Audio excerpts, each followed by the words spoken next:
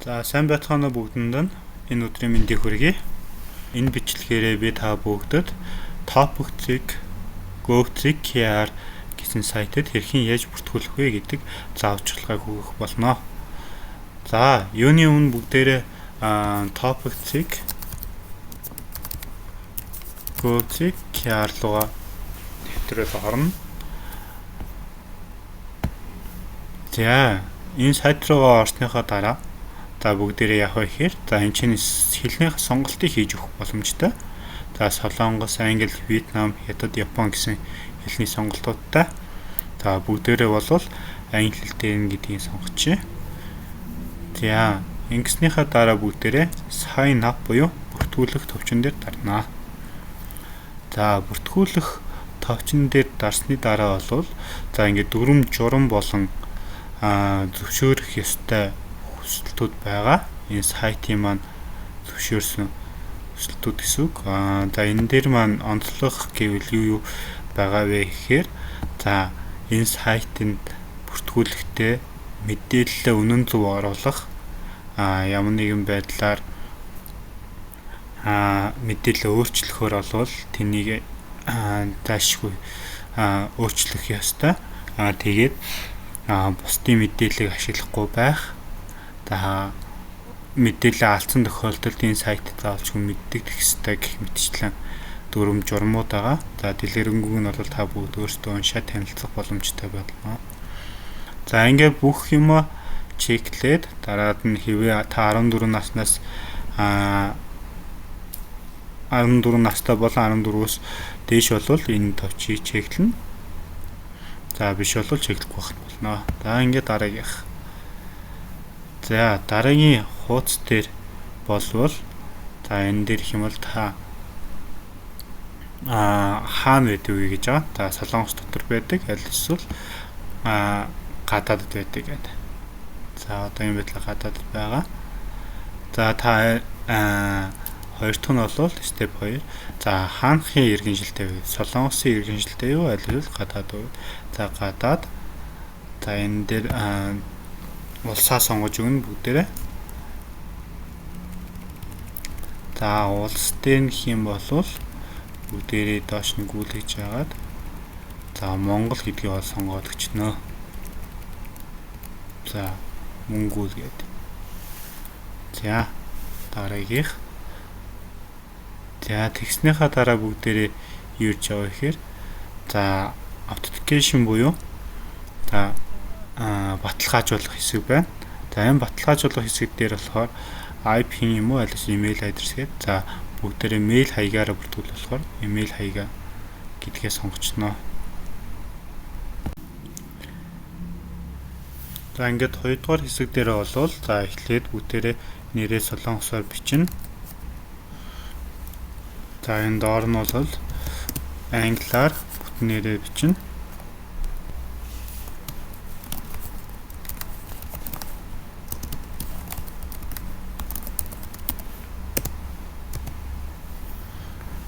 За энэний дараа бүгдээрээ мэйл хаягаа бичиж өгөх хэрэгтэй байгаа.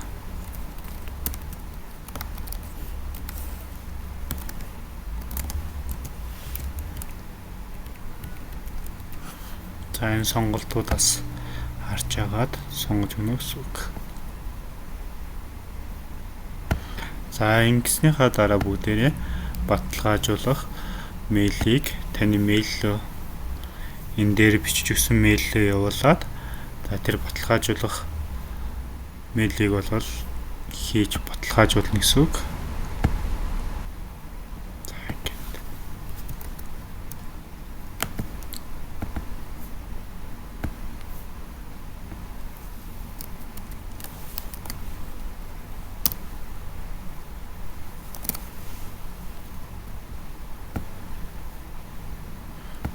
Баталгаажсан гээд энэ 3 дахь алхам руу орж байгаа. За 3 дахь алхам дээр бүгдээрээ энэ ID өсгөж өгнө.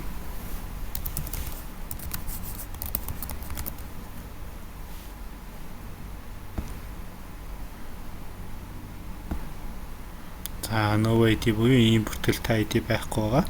За бүгдээрээ ID-га баталгаажуулсан. За нууц үг одоо энэ дээр хийж өгнө.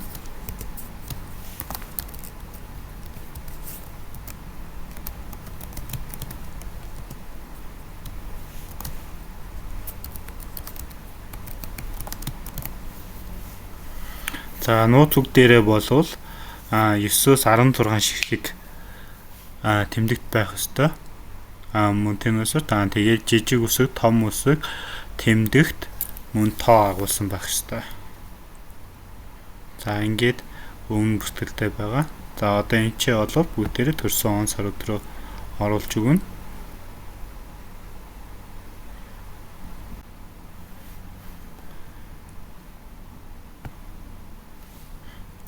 За бүгдээрээ төрсөн он сар өдрөө оруулна энэ чинь.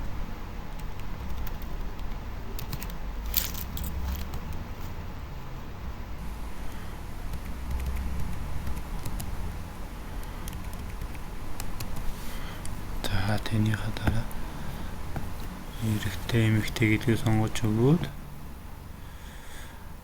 за энэ хэсэгтээ зураг оруулж өгөх шүү бүгдээрээ. За тэгээд зурагтай хамааралтай гэх юм бол зураг нь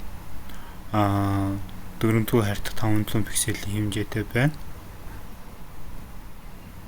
За нэмэлт мэдээлэл дээрээ бол бүгдээр энэ бол постcode, zip code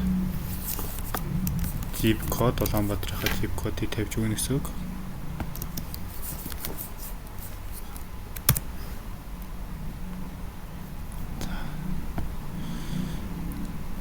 Энэ лүгөө орж байгаа аль дүүрэг аль хороо гэдгээ сонгоод бүгдээрээ zip code-аас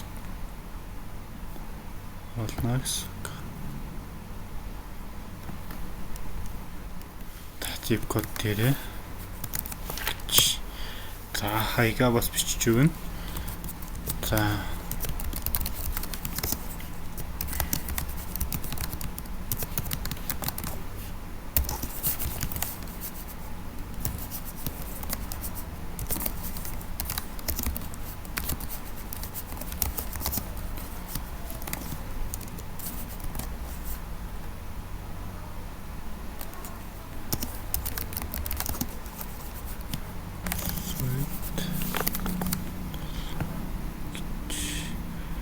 За энийхээ дараа бүгдийн энэ дээр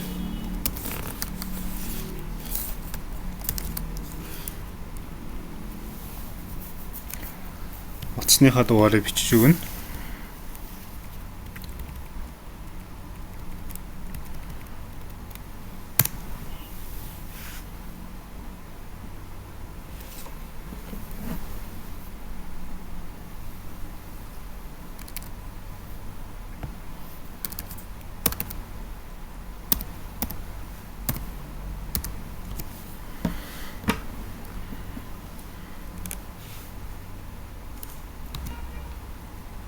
За солонгос усны дугаараа бол солонгос усны дугаарыг бичиж өгнө.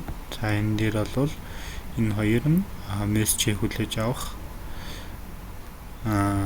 топ гоос илгээсэн мэйлийг мессежээр хүлээж авах аль эсвэл мэйлээ хүлээж авах гэдэг энэ хоёрын хоёулын чеклж болно гэсэн үг. За солонгос усны дугаар байхгүй бол энэ дээр монгол усны дугаарыг оруулаад өгөөрэй. Ялгаагүй тэгсэн дугаараа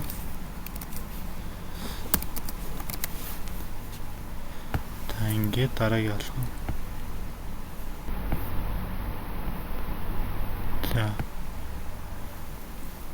За энэ дээр ID давхарч байгаа болохоор бүгдээрээ ингээд мөн тэн болгоч.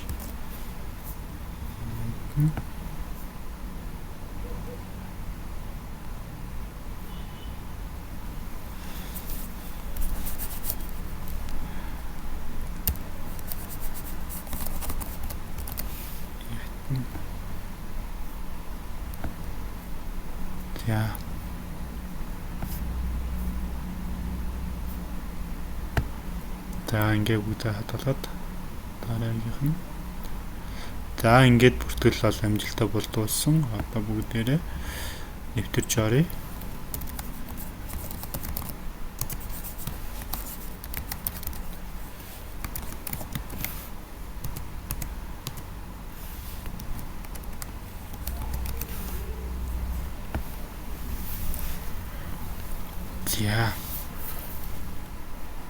За бүгдээрээ ингээд нэвтрээд орцсон. Одоо юм байдлаар.